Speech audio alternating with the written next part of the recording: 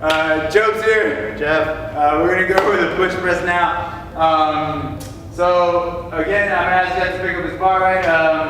The big piece on this, and is the reason why we do the push press, right, translates to the jerk, is just to build some capacity going overhead in a pressing manner, right, so that when we get ready to throw weight, right, we're comfortable going overhead. We built up musculature in that, right? So the wider the grip, right, it translates to jerks. I personally, my grip's a little bit wider when we jerk, and the reason being, right, is because the wider my grip, the less distance the weight's got to travel, right? I don't want to have a super narrow grip when I do jerk. So in the same manner that I would jerk, I would ask Jeff to position his hands in the same manner for a push press, okay? So a little bit wider grip, I prefer. If the athlete doesn't feel comfortable, totally cool, you can narrow it in. Generally, a good rule of thumb is just think about a thumbs width outside the shoulders. All right. Just like in the jerk though, we want to make sure that the bar resting in the medial portion of the palm. Again, he's going to use a dip to get this weight going up. So if the barbell was not on him, or if he was not able to use his hands, how would he get the weight over his head again, right? It's a really great cue.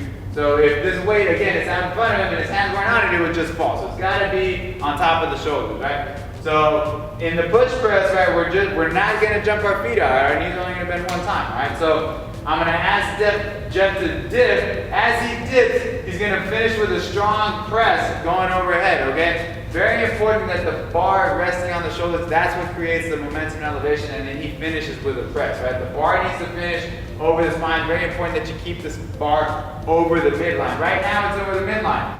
If Jeff were to go way out in front of himself, right, way out around his face, it tracks out, it's off of his frontal plane, right? So now that weight's going to be going ahead of him. He's probably going to land with it out in front of him, and that's going to be terrible for his back. Alright, it's going way out in front of him, it's out in front of him, and you can just tell by his face that was super comfortable.